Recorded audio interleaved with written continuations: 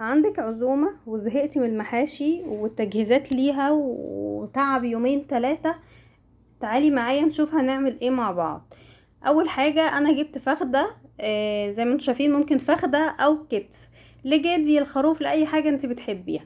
وشلت كل الدهون او غالبية الدهون اللي هي كانت فيها علشان الاكل تبقى خفيفة وما تبقاش دسمة. وزي ما انتم شايفين بالسكينة بدأت افتح لحد ما اوصل للعظم علشان التتبيلة كلها تدخل معايا جوه الفخدة.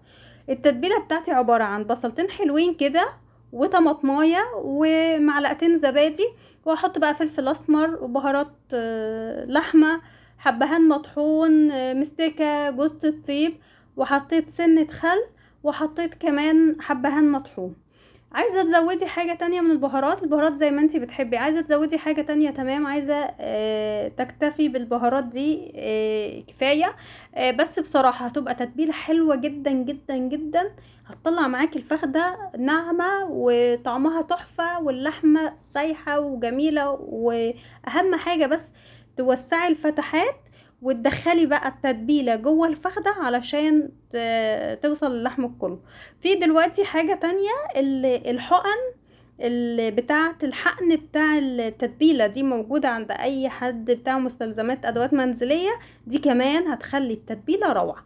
انا هسيبها ساعتين اقل حاجة ممكن تبات، وده الافضل يعني علشان تديكي طعم كويس. حط معاها خضار مشكل زي ما انتوا شايفين، وهغطيها بورقة زبدة وورقة فويل وادخلها الفرن لمدة 3 ساعات.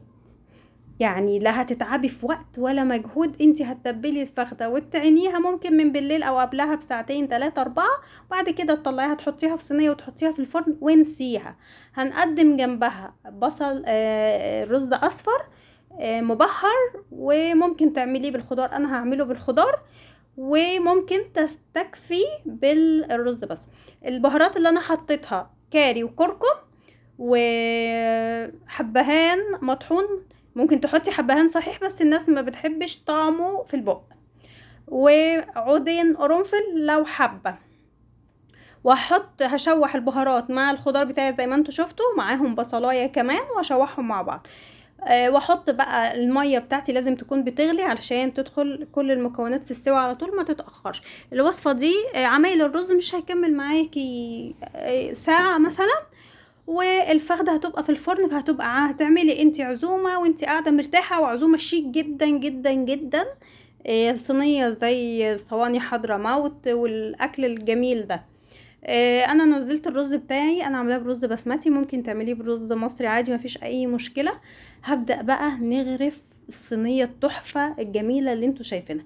نزلت الرز بتاعي وانا كنت حمصت حبه سوداني، عندك صنوبر عندك لوز، اي مكسرات موجوده عندك عايزه تستغني عنها مفيش مشاكل. انا حمصت حبه سوداني وحطيت معاهم حبه زبيب، وزينت الفخدة بتاعتي بحتة ورق فويل كده شغل مطاعم بقى، وحطيت شوية جزر وخيار زي ما انتوا شايفين. الطعم بجد يا جماعة كان روعة، وشكلها كان تحفة وعجبت كل اللي اكل منها، وشيك وتغيير قدام ضيوفك. ما تنسونيش في اللايك والشير والسبسكرايب، واحلى كومنت من احلى متابعين نجوى الحوت.